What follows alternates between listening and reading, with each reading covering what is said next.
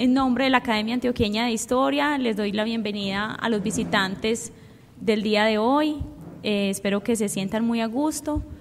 La conferencia que tengo preparada para el día de hoy es un trabajo académico, pero que en su momento tenía una finalidad y era hacer un recuento de todas las etapas constructivas del claustro San Ignacio. Entonces, ¿qué nos encontramos? Nos encontramos que mucha de la bibliografía asociada al conjunto arquitectónico, y enseguida voy a ampliar ese concepto de conjunto arquitectónico, tiene todo que ver con 3 edificaciones. Hoy en día en su orden: Paraninfo de la Universidad de Antioquia, Iglesia San Ignacio y Claustro San Ignacio.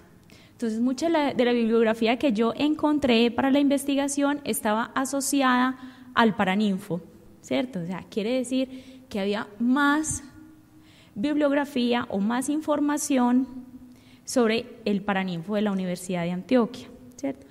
Digamos que sobre el claustro, la información, aunque estaba, ¿sí? Fue necesario consultar otros archivos. ¿Qué archivos consulté para esta investigación? Un archivo que fue fundamental para este trabajo, que fue el archivo de Asia Ignaciana, que es una congregación de exalumnos del Colegio San Ignacio, donde ellos tienen un archivo fotográfico y muy poco archivo documental, ¿cierto?, sobre el claustro, sobre todo porque ellos hacía pues como casi 50 años o un poco más que se habían retirado de la sede del claustro San Ignacio y se habían ido a la otra banda, como dicen ellos, que es en el velódromo, donde todos conocemos ahora el Colegio San Ignacio. La conferencia la titulé Claustro San Ignacio, un espacio cultural con muchas historias. Digamos que muchas de las historias van a ir saliendo a la par del proceso constructivo, ¿cierto? Porque a medida que el edificio iba avanzando, ¿cierto?, iban sucediendo cosas dentro de ese espacio. Qué pena que me alejé del micrófono. A medida que el edificio se iba transformando, ¿sí?, iban sucediendo cosas, porque estamos hablando de un edificio con más de 200 años de historia, ¿sí? Entonces, empecemos. A manera de introducción, voy a leer un acorte corto, luego vamos a pasar un poco como desde la época de la colonia, vamos a ver que la iglesia, y en especial los jesuitas, tienen mucho que ver o todo que ver con este edificio. Bueno, entonces, empecemos. A manera de introducción, el claustro San Ignacio es testimonio vivo de una sociedad que a través de la arquitectura plasmó en él su necesidad de cultura, religión y educación. Su valor no es solamente estético, histórico o simbólico, es uno de los espacios donde se ha protagonizado el proceso de nuestra identidad como ciudad y donde se encuentra parte de nuestra memoria urbana. Desde que fue propuesta su declaratoria como monumento nacional mediante la resolución 02 del 12 de marzo de 1982, en cuanto a lo jurídico, dejó de ser un patrimonio individual para convertirse en patrimonio de la comunidad y de la nación, como se ratifica en la resolución 2967 del 16 de julio del 2013. Les explico esta parte. El edificio primero tuvo una declaratoria como bien individual y luego el Ministerio de Cultura decidió ampliar esa declaratoria y cobijar no solamente cada edificio individualmente, sino el conjunto arquitectónico que está compuesto: Paraninfo de Universidad de Antioquia, Iglesia San Ignacio, Claustro San Ignacio y la plazuela, ¿cierto? Entonces, eso permitió que se hiciera como una especie como de conjunto y se dictaran unas medidas de protección para salvaguardar estos bienes. Continúo.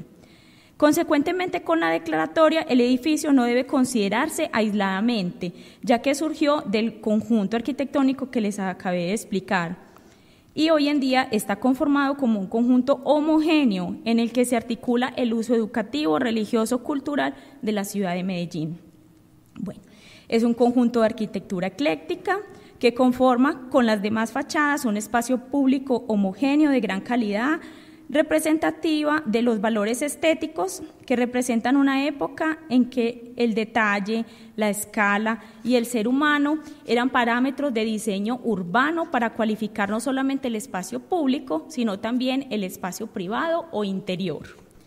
Así el conjunto arquitectónico San Ignacio, compuesto por el edificio San Ignacio, la iglesia San Ignacio y el claustro y la plazuela, por más de 200 años han permanecido como referente insigne de las relaciones sociales que en las diferentes épocas dieron sentido a quienes lo habitan y a quienes lo contemplan. En este trabajo, que se centra en el claustro San Ignacio, se busca poner en valor este hito arquitectónico y resignificar las condiciones urbanas y arquitectónicas que aún conserva. También pretende dar cuenta del proceso de surgimiento y desarrollo de un conjunto entendido como totalidad, en el cual los segmentos realizados sobre el costado de la calle Ayacucho, si se ubican, y el construido sobre la calle Pichincha, yo voy a pasar la diapositiva, no, allá, qué pena, a ver si me alcanza. Bueno, ese es el edificio, aunque no parezca, ¿cierto? Es una acuarela, ahí está la fuente, sí, pero en 1700 así lucía. Bueno, entonces ya sabemos que está constituido entre la calle Ayacucho y la calle Pichincha y han formado parte de una historia común que ha contribuido al mejoramiento de uno y de otro y que con más de dos siglos de historia y de uso siguen siendo referente del centro de Medellín. Consecuente con lo anterior y al fin de salvaguardar este importante conjunto urbano como testimonio de la memoria e identidad de la nación colombiana, esto es más una reflexión, es responsabilidad no solo de los propietarios y del Estado, sino también de los ciudadanos contribuir a su salvaguardia para el disfrute de las actuales y futuras generaciones. Luego viene un segmento de localización, voy a pasar muy rápidamente por acá. Sabemos que está entonces ubicado entre la carrera 44 Niquitao con la calle Ayacucho, en el costado oriental de la plazuela San Ignacio, en el lecho antiguo de la quebrada La Palencia, la cual fue desviada desde el siglo XIX debido a los continuos daños que se ocasionaba a la edificación por inundaciones y fuertes crecientes, ¿sí? Su entorno inmediato lo conforman las edificaciones que le dan parámetro a la plazuela como un espacio de calidad ambiental con características urbanas muy definidas, en donde la escala de las edificaciones y la vegetación se han conservado a pesar de las intervenciones llevadas a cabo. En la plazuela se pueden observar algunos árboles que no se sabe exactamente cuántos años tienen, pero que posiblemente están allí desde mucho antes, desde que se empezaron a construir estos edificios. Es un sitio de encuentro de diferentes eventos culturales, educativos y religiosos, y por tradición se ha convertido en un punto de referencia para diferentes generaciones. Hace parte de la memoria urbana y permanece hoy en la memoria colectiva de los medellinenses. El conjunto arquitectónico San Ignacio ha sido testigo de la transformación de Medellín durante su transición de pueblo grande a ciudad en la primera mitad del siglo XX, aunque aún con una incipiente regulación urbana. La ciudad logró convertirse durante más de un siglo con valores asociados al fortalecimiento de una ética centrada en la creación de un espíritu cívico, el cual se fomentó a partir de la creación de centros de civismo y el importante acompañamiento de un órgano como la revista El Progreso, ¿sí?, y la Sociedad de Mejoras Públicas de Medellín desde principios del siglo XX. Terminando el siglo XVIII, el papel de la orden franciscana en los comienzos de la edificación.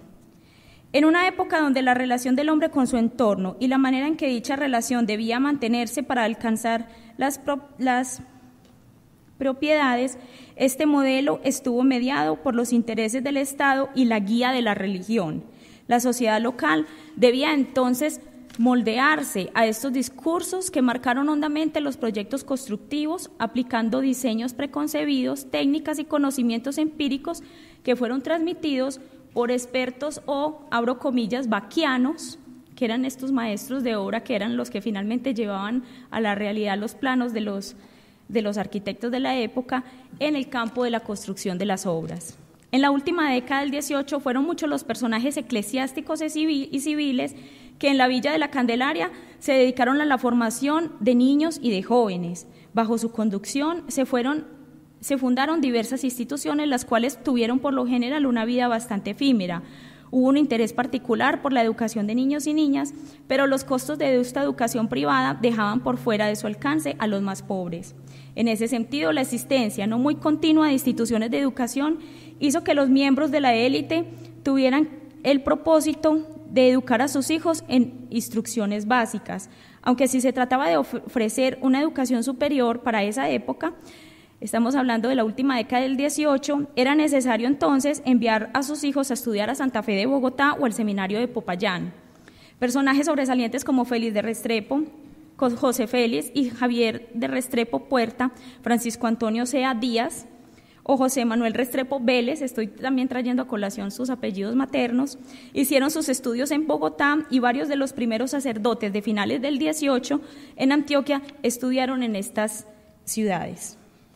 Luego vienen las reformas de José Antonio Moni Velarde y vamos a ver cómo de cierta manera influyeron en la construcción del edificio. En 1788 el virrey Caballero y Góngoro, haciendo eco de las ideas del visitador Juan Antonio Moni Velarde, planteó la necesidad de crear un obispado o en su defecto 1 o 2 conventos en la villa de Medellín y propuso a la Orden de San Francisco la fundación de uno para que de allí salieran los clérigos que pudieran atender a toda la región.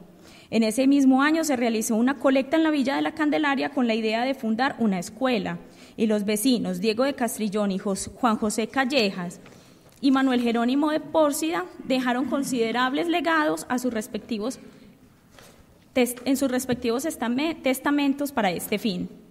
Animados por estos avances, el obispo de Popayán, Ángel Velarde y Bustamante, promovió desde finales del 18 la fundación del convento y colegio de los franciscanos.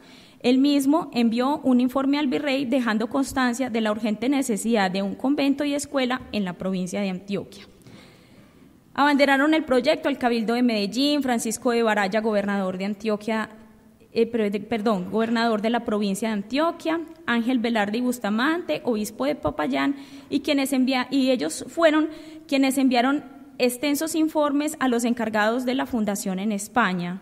En ellos se reiteraba la necesidad de la obra por el crecido número de habitantes y la falta de religiosos en la villa. Yo traigo a colación varias citas donde se muestra cómo ellos van narrando la necesidad. Volví al principio, no, Diana. La necesidad de construir estas obras a falta pues de que la población cada vez era mayor y el número de instituciones educativas no era suficiente. De esta manera, la Real Audiencia aprueba la fundación y todo lo concerniente a ella. Según José Antonio El Cojo Benítez, en su obra El Carnero de Medellín, la primera licencia fue otorgada para la erección del templo en 1791 y años más tarde fue dada la del convento y la del colegio.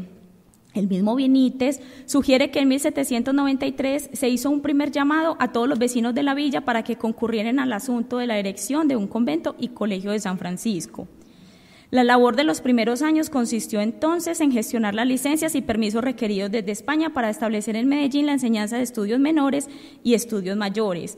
También se adelantaron labores de recolección de limosnas, no solamente en Medellín, sino en Río Negro y en Santa Fe de Antioquia, ciudades que igualmente serían beneficiadas con el establecimiento de las instituciones. A raíz de la autorización conseguida por los franciscanos a principios del 19 para la fundación del convento y del colegio de San Francisco, se encargó a Fray Rafael de la Serna para escoger el terreno y dirigir la construcción de un establecimiento de educación para los jóvenes de la región y formar nuevos miembros para su comunidad religiosa. El 2 de agosto de 1803, esta fecha es clave, se efectuó el acto de colocación de la primera piedra, presidida por el ilustre cabildo, el clero y todos los vecinos de la villa. Incluso se afirma, pues lo traigo en una cita del historiador Emilio Robledo Correa, donde dice que el mismo padre, Fray Rafael de la Serna, fue quien puso la primera piedra. El sacerdote Casimiro Tamayo diseñó los planos de la planta inicial para la fábrica y Fray Luis Gutiérrez se encargó de la dirección de la obra. Además, ejecutó un segundo plano en 1806. Este último calculó que la obra estaría construida entre 8 a 10 años, pero realmente no sucedió así. Sandra, pasémosla que. Este es el plano que se le atribuye al sacerdote Casimiro Tamayo. ¿Sí? Tendría la iglesia en el centro, el convento con su claustro de habitaciones para religiosos, profesores y novicios en el sector de Ayacucho y el colegio en el área de Pichincha. Sin embargo, y sobre la marcha, decidieron intercambiar la ubicación del colegio y el convento. Efectivamente, los franciscanos calcularon de 8 a 10 años la duración de la obra, pero pasaron 38 años y todavía estaba inconclusa, y muchas cosas no previstas ocurrieron en relación al edificio. La construcción del claustro se remonta entonces al año de 1773, cuando el Cabildo de Medellín se pensó por primera vez en comprar esos terrenos que quedaban en el barrio San Lorenzo, y se inició la recolección de fondos para la construcción del conjunto iglesia-colegio. Este último funciona actualmente como esperen que aquí se pueden como confundir como los edificios. Se compraron entonces los terrenos y se inició la recolección de los fondos para la construcción del conjunto iglesia, convento y colegio. Este último, es decir, el colegio, funciona actualmente como el Paraninfo de la Universidad de Antioquia. Recuerdo que se invirtieron los edificios. En el convento actualmente funciona como sede la Caja de Compensación Familiar, que hoy en día es Confama, y la iglesia San Ignacio, entre ambos edificios, en el centro. Desde el primer momento empezaron a configurarse una serie de tensiones, no tanto entre el poder eclesiástico y el civil, que sería lo más recurrente, sino entre los miembros dignatarios eclesiásticos. Estos marcaron toda una etapa inicial de la obra y finalmente lograron entorpecer gran parte de los planes y objetivos de la misma. Sorprende la gran diligencia de las autoridades civiles y de los vecinos, quienes fueron quienes finalmente posibilitaron la fundación. Finalmente, este conflicto fue solucionado y Fray Rafael de la Serna y sus acompañantes llegaron a Medellín para dar inicio a su labor formadora. En 1804 comenzó la construcción del templo. Los planos arquitectónicos los realizó el padre Francisco Luis Gutiérrez y dirigió la obra el propio Fray Rafael de la Serna. Los materiales extraídos del río Medellín fueron transportados en su mayoría en los hombros de los vecinos, incluidas las mujeres, quienes en días festivos, una vez concluida la celebración de la misa, armaban convites entre ellas para ir a los parajes a traer las piedras. Sus muros y columnas se construyeron en tierra pisada, con un estilo sencillo, como el de las capillas de la época. El frontis está hecho de piedra de Valdivia, que se explotaba en el Cerro El Volador, mientras que las piedras de cantería se traían del Llano Abajo y Bermejal. Las piedras aún se conservan en el frontis de la iglesia y tienen un color verdoso. El piso ha pasado por diferentes etapas, desde tierra, ladrillo, baldosa y el actual granito. Al comenzar el siglo XIX, la villa de Medellín ya era una pequeña población cuya vida cotidiana se desenvolvía al ritmo lento y en medio de costumbres patriarcales y tradicionales. No obstante, tras esta aparente calma, la ciudad era un hervidero de propuestas y proyectos que apuntaban de una manera unánime a convertirla en el centro de vida regional, en una abierta lucha con la vieja capital provincial, la ciudad de Santa Fe de Antioquia, y también con Río Negro, la otra ciudad de importancia en el concierto antioqueño.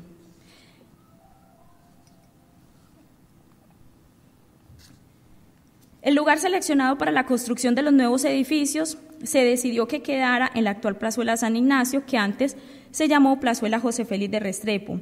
Era una cuadra de tierra, la cual se utilizaría la mitad para edificaciones y la otra para un potrero y un huerto.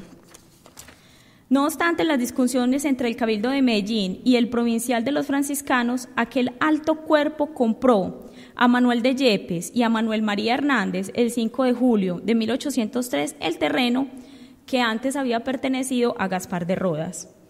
Esa es una cita de Mejía Hernán, presbítero. En la adecuación del terreno se llevaron a cabo trabajos para modificar el viejo cauce de la quebrada La Palencia, como ya les había dicho, y el albañil o maestro mayor fue José Joaquín Gómez, acompañado de su hermano Juan José Gómez, ambos dirigidos por Fray Luis Gutiérrez. Para diciembre de 1804, el edificio más avanzado era el del convento, con el entresuelo envigado y la parte de la pilastrería y la arquería. Es claro el interés de concluir de manera rápida el espacio que albergarían a los religiosos, dejando en segundo lugar la construcción del templo y en última etapa la de los espacios propios para las actividades académicas o del colegio. Fray Rafael de la Serna, en un informe del 2 de agosto de 1805, da cuenta de las dimensiones del edificio y del avance de la obra. Estos franciscanos eran muy dados a referenciar todo, a dejar todo por escrito. Entonces yo encontré varios informes donde ellos detalladamente van diciendo cómo es el avance de las obras. Todas esas citas yo las traigo pues como en un documento completo, pero en aras del tiempo pues no las podría mostrar todas en el momento. En 1810 llegó entonces el estallido de la Revolución de Independencia, lo cual dio al traste definitivamente con el proyecto y se inició un largo proceso de alteraciones en la vida del edificio, debido a los conflictos generados por la situación política. Es claro que la propia iniciativa de creación de un centro de estudios como el que se pretendía poner en funcionamiento formaba parte de las concepciones ilustradas de la misma élite que tendría a su cargo la lucha de emancipación. Frente a esto, no fueron indiferentes ni estudiantes, ni profesores, ni directivos, pues su adscripción a uno o a otro bando y su participación en los eventos bélicos significó poner continuamente el colegio en el centro de los conflictos.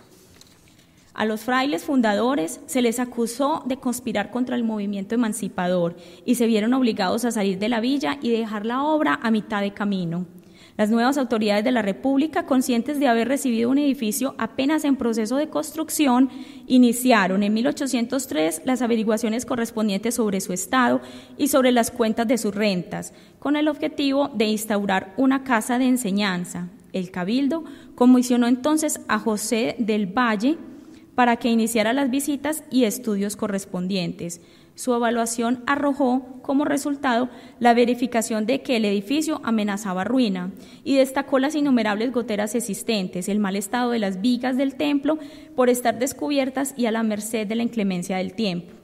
Ya para 1821, el Congreso de Cúcuta mandó abrir casas de educación en todas las capitales de provincia y ordenó hacer uso de los edificios conventuales que no tuvieran más de 8 religiosos, como era el caso del existente en la ciudad de Medellín, o sea, nuestro claustro, y a partir de esa ley, el vicepresidente Francisco de Paula Santander decretó el 9 de octubre de 1822 la creación del Colegio de Antioquia, el cual debería funcionar en el edificio construido para el convento de los franciscanos, con lo cual se planteaba la urgente necesidad de concluir el edificio que se había iniciado en 1803.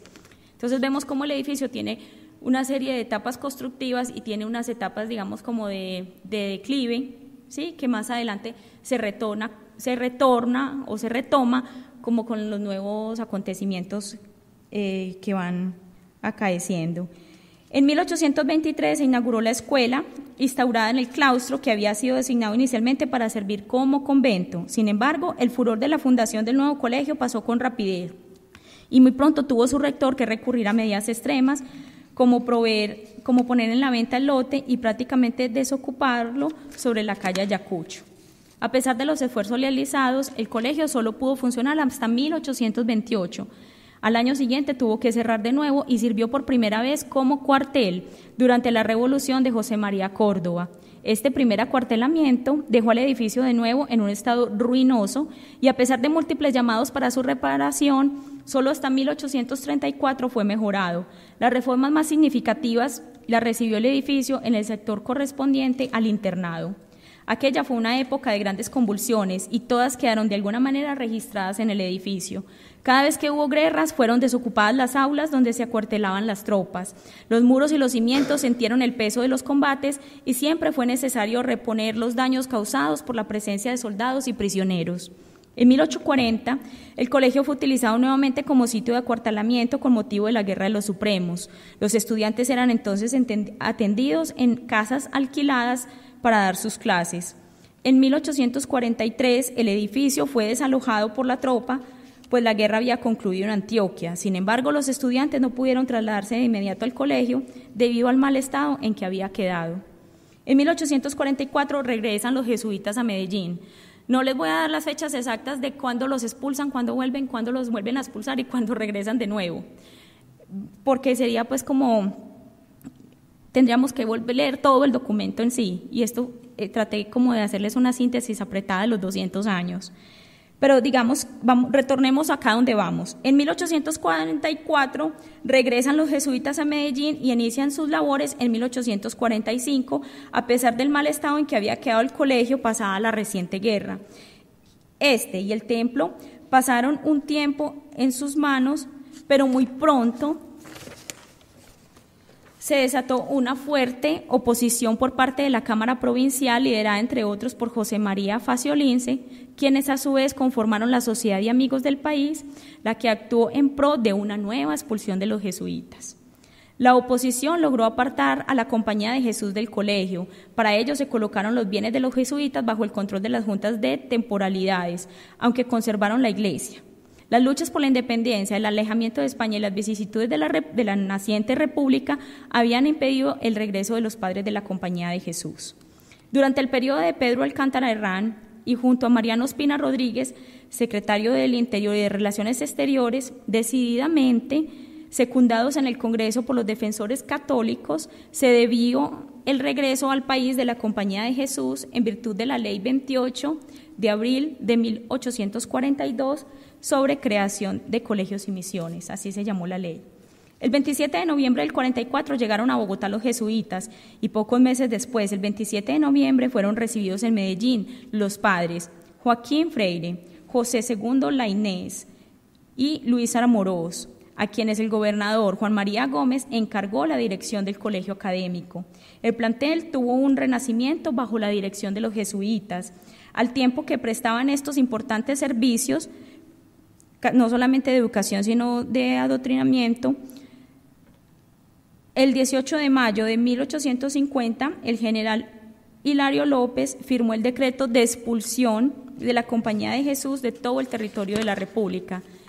Después de múltiples conflictos que enfrentó la Iglesia Católica con los poderes civiles, esta problemática se convirtió en motivo central de diversas contiendas que marcaron la historia colombiana del siglo XIX. Hasta el 9 de julio de 1884, en que llegaron los padres Vicente Ramírez, antioqueño, y Zoilo Arjona, bogotano, empieza aquí una nueva era en la historia de la Compañía de Jesús en Antioquia, sino la más fecunda, sí aquellos cuyos frutos no son más evidentes.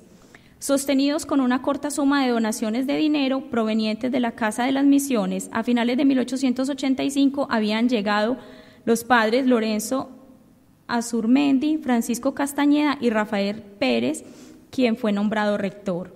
El gobernador de Antioquia para esa época, Marceliano Vélez Barreneche, destinó los edificios existentes sobre la calle Ayacucho para la universidad y se dio en arriendo, este dato es importantísimo, el local del antiguo convento de franciscanos a los sacerdotes de la Compañía de Jesús, ¿sí?, quienes habían finalmente regresado en 1884 para establecer allí el Colegio de San Ignacio, que fue fundado el 11 de diciembre de 1885 y comenzó sus actividades el día 4 de febrero del 86, o sea, el año siguiente. Se celebró solemnemente una inauguración del colegio con una ceremonia religiosa en la iglesia de San José, en la cual se pronunció un discurso el padre Jesús Catalán, y enseguida se abrieron las clases con 200 alumnos, 30 de ellos internos, repartidos en los cursos de filosofía y letras. Se estipuló por parte de la Compañía de Jesús la obligación de fundar y sostener un colegio de enseñanza secundaria, oficial y gratuita, conforme al plan de estudios aprobado por el gobierno, y por parte de este dar a cada uno de los padres empleados en el colegio hasta un número de 18 profesores una subvención mensual de 50 pesos de ley, de hacer en el edificio las reparaciones y mejoras que fueran necesarias y proveer las faltas de mobiliario, además de proveer al colegio los instrumentos, aparatos, reactivos y demás objetos que se necesitaban para que fuera provechosa la enseñanza de las matemáticas, la física, la química, siempre que la asamblea apropiara las partidas del caso en el respectivo presupuesto y para lo cual el gobierno abría oportunamente las peticiones previa solicitud de los padres jesuitas. Luego viene un recuento como de todas las mejoras que fueron haciendo cada uno de los rectores. Yo voy a tratar de pasar un poco como por ellas. Ellos trajeron pues diferentes instrumentos. Hubo, por ejemplo, un rector que fue Luis Juarengui, vasco de nacimiento, educado en Francia y reconocido en Bogotá como profesor de física, de mecánica y de meteorología, que había sucedido al padre Cristóbal. Inmediatamente se dedicó al mejoramiento del edificio, hizo amplios e higiénicos salones, construyó duchas, excusados, inodoros y para mejorar el servicio del agua montó un arriete hidráulico, aparato que puso en uso, que se puso pues como de moda en Medellín para esa época. Macadamizó los patios, los cubrió de arena e hizo venir de Europa modernos aparatos de juego, trajo las mejores obras de consulta para los docentes y en suma hizo del colegio uno de los mejores de la República. Desempeñó en este tiempo el cargo de profesor de estudios, uno de los más lúcidos y dedicados que había en los colegios de los jesuitas, y fue un guatemalteco, el señor Luis Javier Muñoz y Capurón, que había sido arzobispo en Guatemala, fue expatriado como por todas las agitaciones que hubo en su país y la compañía lo traslada a Medellín y ya en Medellín se despoja de su dignidad de obispo y fue conocido simplemente como el padre Muñoz. También introdujo muchos avances en el colegio. A finales de 1895 el personal de los alumnos ascendía a 111 internos y los externos pasaban de 80.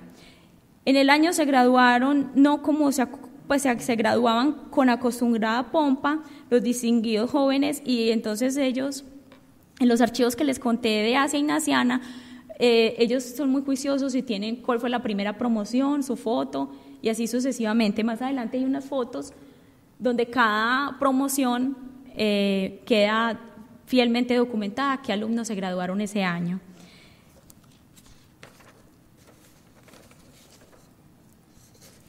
En febrero de 1903 el departamento aportó la suma de 200.000 pesos de papel moneda para concluir los techos y el piso superior del colegio y se hablaba con insistencia de su reconstrucción fundamental de acuerdo con los planos que preparaba José Luis Perier, un famoso arquitecto de la Compañía de Jesús.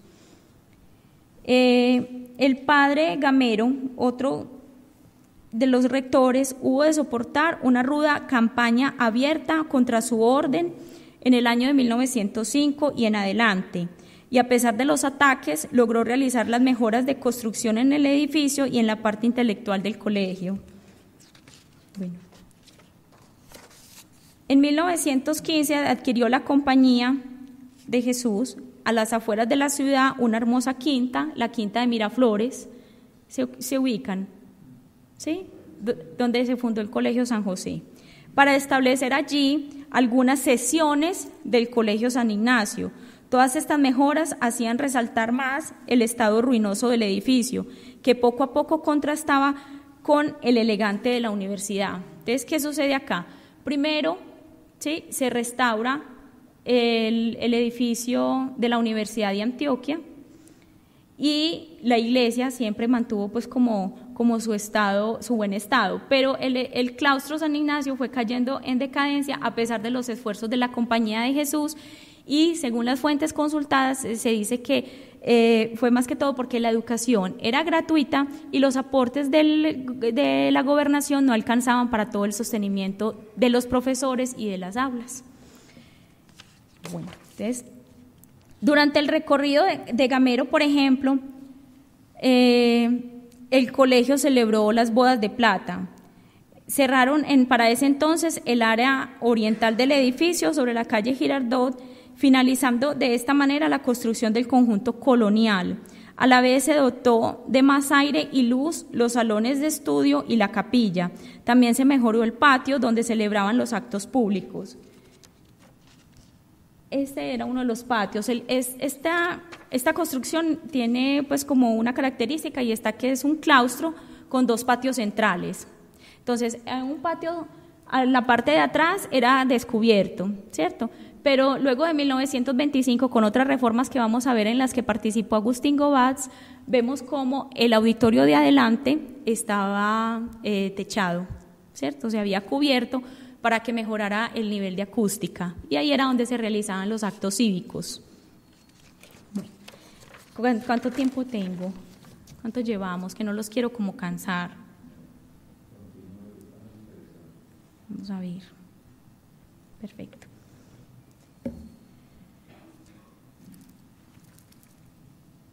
Hubo varios periodos de remodelación, pero me voy a situar en esta de principios del siglo XX.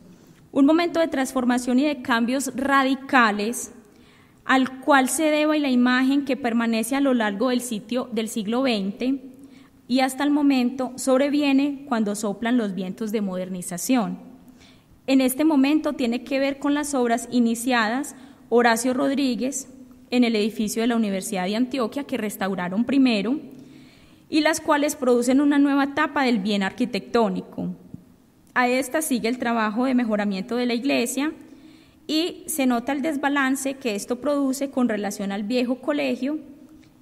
Por ello se impulsa la realización de sus respectivos trabajos de modernización, iniciados también por el arquitecto Horacio Rodríguez y concluidos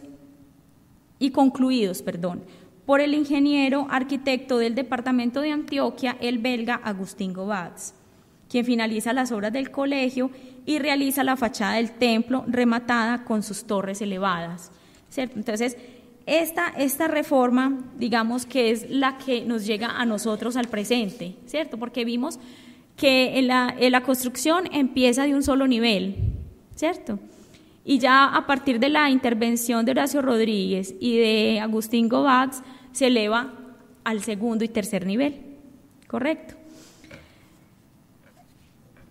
Fue remodelado tanto en su interior como en su aspecto externo, bajo la dirección de Agustín Gobatz y Félix Mejía entre 1922 y 1930. Allí surgen las tres naves, las esbeltas columnas y arcadas, las dos torres en el frontis y la cúpula en el crucero. Se decoraron con estucos y finos dorados el altar mayor de la iglesia, las columnas, los capiteles, las cornisas y los muros.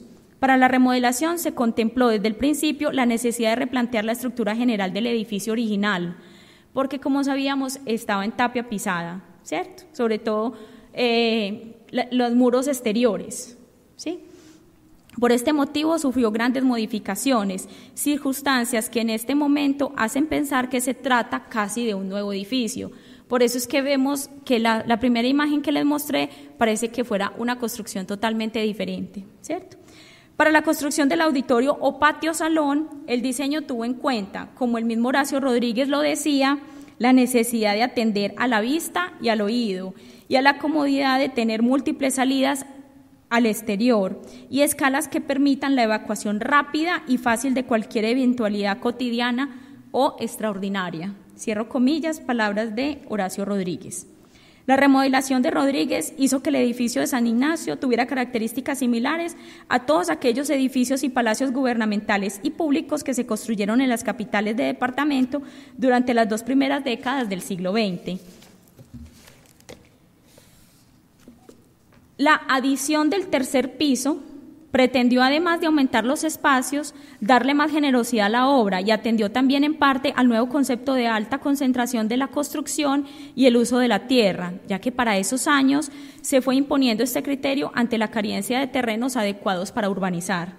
Horacio Rodríguez realizó los planos, los cuales fueron aprobados de inmediato. El estilo del edificio fue llamado en su época estilo moderno, que coincide con la tendencia del momento conocido en nuestra historia de la arquitectura como el periodo republicano, con su incorporación de lenguajes del eclecticismo europeo. Con nuevos gustos y más recursos, la arquitectura de la ciudad se aleja cada vez más de las formas campesinas de distribución y construcción, surgiendo en contraposición una arquitectura diseñada para la ciudad de acuerdo con sus nuevas necesidades y aspiraciones. Por otra parte, esta construcción permitió introducir en el medio local nuevos procedimientos y técnicas constructivas, en particular referidas al reciente incorporado material, el concreto. Así que a finales del siglo XIX se encuentra un conjunto que prácticamente ha construido la totalidad de la manzana, porque si vimos en las fotos anteriores, había en la parte de atrás una especie de espacio vacío que servía de huerta inicialmente. Los jesuitas donde construían convento, construían huerta, siempre, pues o por lo general, ¿cierto? Al cual no solo le falta un pequeño segmento sobre Girardot. Dando el frente a la plazuela San Ignacio, se identifican con claridad los tres edificios. La Universidad de Antioquia, con un ritmo de ventanas más pesadas y cuyos techos tienen unos pequeños áticos. Y la iglesia, con un frente sobrio, en el que se destaca el portal en piedra y una pequeña torre en el costado sur. Y el Colegio San Ignacio, con muros de tapia encalados en blanco, amplios techos en teja, con aleros que protegen de la lluvia, ventanas oscuras en madera de forma rectangular. La plazuela es por entonces un importante centro de vida de la ciudad, con agitación de estudiantes y de sus habituales transeúntes. La arquitectura interior del Colegio de San Ignacio se estructura en torno a dos patios originales, lo que les decía ahorita, en forma rectangular, cerrados por una gran galería con arcadas de medio punto.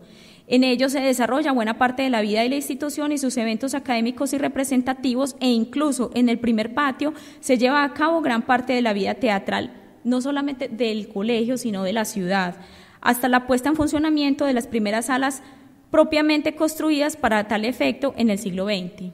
¿Qué quiere decir? Que en este patio salón, como lo llaman ellos, se tiene el dato, este dato se lo debo al historiador Germán Suárez, de que en el Colegio San Ignacio se presenta la primera obra de teatro en Medellín, y eso revalúa entonces la tesis de que fue otra obra. Ya les voy a decir los nombres de ambas. Creo que mejor lo voy a leer para que no se confundan. Según el historiador Germán Suárez Escudero, en su obra Medellín, estampas y brochazos, la primera obra de teatro llevada a cabo en la ciudad de Medellín se presentó en las instalaciones del claustro San Ignacio. Entusiasmados por la creación del colegio, todos los gremios de la ciudad manifestaron su agradecimiento a las autoridades de la República en una celebración que se hizo al año siguiente de la fundación, siendo así que los colegiales dispusieron para hacer la mejor función un globo aerostático que voló la víspera de la apertura del colegio a las 7 de la noche, y la comedia titulada El triunfo de la inocencia, con su loa y sainete, se presentó la noche del 22 de septiembre de 1823 en el patio del colegio, que hoy es el vestíbulo de Confama de San Ignacio, que es lo primero que uno ve cuando ingresa al claustro. En la tarde hubo un ejercicio de fuegos pirotécnicos y la música perfectamente bien ejecutada por la tropa de la guarnición militar. En la mañana se dispararon repetidos tiros de cañón durante el Te Deum. Este dato, como les digo, fue proporcionado a la investigación por el historiador Germán Suárez. Entró a desempeñar el cargo de rector José María Uribe Mondragón, personaje doctorado en Bogotá, que había sido uno de los primeros alumnos del padre Fray Rafael de la Serna. Y llama la atención que la historia del teatro que publicó Eladio Gónima dijera que Javiera de Voltaire fuera la primera presentación teatral vista en Medellín, la cual sucedió 8 años después de que se presentara El triunfo de la inocencia en el recinto del claustro San Ignacio. Las actividades artísticas y culturales marcaron la historia del colegio y esta tradición se conservó durante muchos años. Así lo evidenciaron varias fotografías asociadas a obras de teatro en el patio salón. Creo que es una diapositiva que está más adelante donde vemos el patio salón. Este es el patio salón. Entonces miremos que ya tiene un segundo nivel, ¿sí? Y según dicen pues las fuentes, tenía muy buena acústica, pues no se necesitaban micrófonos para que todo el mundo escuchara. Creo que en la siguiente se ven las obras de teatro. Hay una foto muy linda de varias, estas, ¿sí? Entonces ellos por lo general fomentaban muchísimo como el teatro y otros movimientos culturales que ya más adelante se los voy a mostrar, si me regalan un poquito más de su tiempo.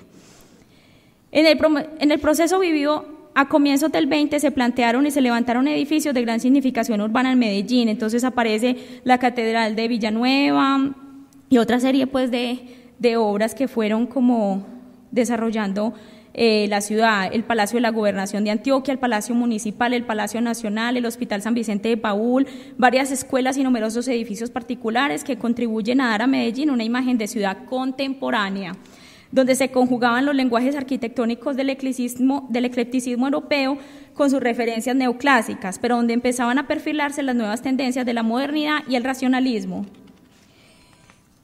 Cuando yo titulé la conferencia de hoy como un espacio cultural con muchas historias, es porque también sale una historia muy particular del claustro, y es que allí nace la organización Congregación Mariana de Medellín. Con el nombre de Congregación Mariana se debe, en primera instancia, a organizaciones que fomentaron los padres jesuitas en sus colegios. Prueba de ello es una fotografía de la Congregación Mariana de 1910. Es la número 13, no sé si la alcancemos a ver, pero en la fuente aparece. No, está atrás.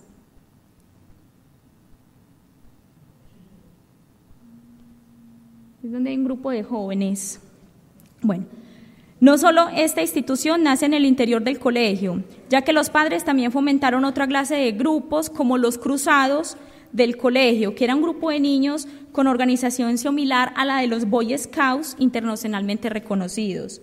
En 1937, un grupo de alumnos y egresados del Colegio San Ignacio manifestó su deseo de crear una asociación que les permitiera seguir perfeccionando su vida espiritual y al mismo tiempo prestar un servicio social. El sacerdote jesuita José Rafael Angulo, guía espiritual y director del colegio para esa época, les indicó que ese era un propósito de las congregaciones marianas, asociaciones devotas ideadas para laicos. Esta idea se concretó finalmente el 9 de mayo de 1937 en un solemne acto en el que 16 exalumnos del colegio decidieron congregarse a la Virgen María. Con este hecho histórico se instituyó la Congregación Mariana de Medellín. La primera expresión apostólica de la Congregación Mariana fue el dispensario para los pobres, creado el 9 de agosto de 1944. Allí, varios de los congregantes, que en ese momento eran estudiantes de odontología o de medicina, atendían consultas en sus ratos libres. Paralelo a estas obras apostólicas, los congregantes realizaban actividades formativas en catequesis y asistencia social, como el apostolado de la sopa y las visitas a los presos, a quienes les llevaban un mensaje evangelizador y esperanzador. Así fue como la Congregación Mariana inició su misión apostólica y evangelizadora, una labor realizada con entrega, cuyas obras han perdurado en el tiempo y han fortalecido de tal manera que están hoy a la altura de las mejores instituciones, permitiendo ofrecer servicios de altísima calidad a la comunidad, sobre todo en el campo de la salud, tanto médica como odontológica, aunque también en el campo de la comunicación televisiva como tribuna de expresión de las ideas cristianas. Yo creo que muchos han visto el canal Televid. Como resultado del crecimiento de las propias entidades educativas y de las transformaciones desbordadas que experimentó Medellín, en particular a partir de los años 40, de 1940, y de procesos que condujeron de manera bastante rápida al abandono de sus sedes originales por parte de ambas instituciones, o sea, la comunidad jesuita y la del Colegio de la Universidad de Antioquia. La utilización de estas instalaciones tuvo otro destino. Así, la Universidad de Antioquia, por su parte, construyó una gran ciudadela universitaria en el centro norte de la ciudad, además de ocupar diversos edificios en otros sectores. Igual ocurrió con el Colegio San Ignacio, que se trasladó a su nuevo edificio en el sector El Estadio, a la otra banda. El viejo conjunto educativo y religioso, que ahora formaba parte del centro de una ciudad problemática y convulsionada, sufrió una serie de deterioros físicos y sociales de los que comienza a reponerse. Con la revitalización de la plazuela San Ignacio, por una parte, está la restauración del edificio de la Universidad de Antioquia. Esta restauración es más reciente, es la última que lideró la arquitecta Clemencia Wolf, ¿sí? Destinado para albergar otras secciones de la universidad. En este momento, por ejemplo, funciona creo que la emisora de la Universidad de Antioquia y está nuestro, pues, el Paraninfo, que es el salón solemne de la universidad. Y de otra parte, el papel protagónico de la Caja de Compensación Familiar Confama en la remodelación y reconstrucción del antiguo Colegio Claustro. Entonces, Inicialmente la gobernación le había dado en alquiler el bien a los jesuitas, ¿cierto? Pero posteriormente ellos lo adquieren, lo compran y lo sostienen durante mucho tiempo hasta que finalmente se lo venden a Confama. Pero antes de venderlo a Confama estuvo, digamos, arrendado a una institución educativa muy conocida en la ciudad y en el centro, que es el CESDE, ¿sí? Y también hubo, como es un claustro tan grande, con 2 patios centrales, en la parte posterior hubo mucho tiempo un comando de la policía. No sé si algunos lo recuerden. Bueno, yo creo que como recordarles como algo importante, y es la resolución de declaratoria, donde el edificio o el conjunto arquitectónico, es un bien cultural de carácter nacional, y eso pues le da como unas características específicas. El Ministerio de Cultura recomienda que para los bienes que tienen declaratoria del ámbito nacional se haga un POT, que se haga un plan especial de manejo y protección, un PES, pero este aún no lo tiene. Tiene la declaratoria, tiene unas recomendaciones de modificación de fachadas y de la parte interior, pero no tiene, por decir, un plan especial de manejo y protección. Estaría como pendiente. Muchísimas gracias.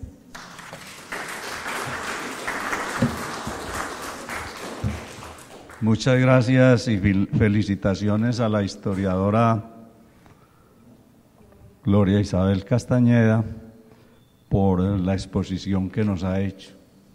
No solamente nos trae el recuerdo del claustro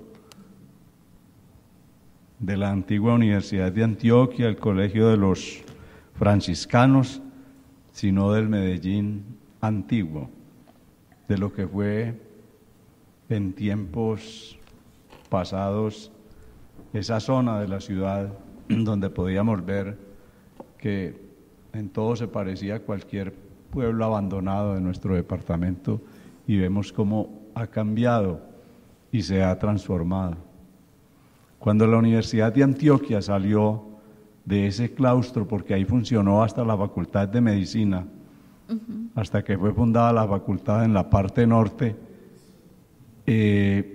tenía más o menos 1.100 estudiantes, y hoy vemos esa obra majestuosa que no se le ha reconocido a un médico que murió hace varios años, que es que es la ciudad universitaria, una de las mejores de América. Todos los estudiantes que tiene hoy y todos los que va a tener en un sitio que hay entre el Carmen, Marinilla y el Santuario, que están construyendo una nueva ciudadela universitaria. Usted maneja el tema, lo conoce, nos ha traído muchos recuerdos. Yo no sabía, por ejemplo, que ahí tuvieron las tropas de José María Córdoba, que sirvió para mucho, y también cuentan que el general Rengifo entraba a los caballos a tomar agua en las pilas de agua bendita de la iglesia de San Ignacio, que eso no olvidan la gente de Medellín. Quiero agradecerle la presencia a los académicos y a quienes han aceptado esta invitación.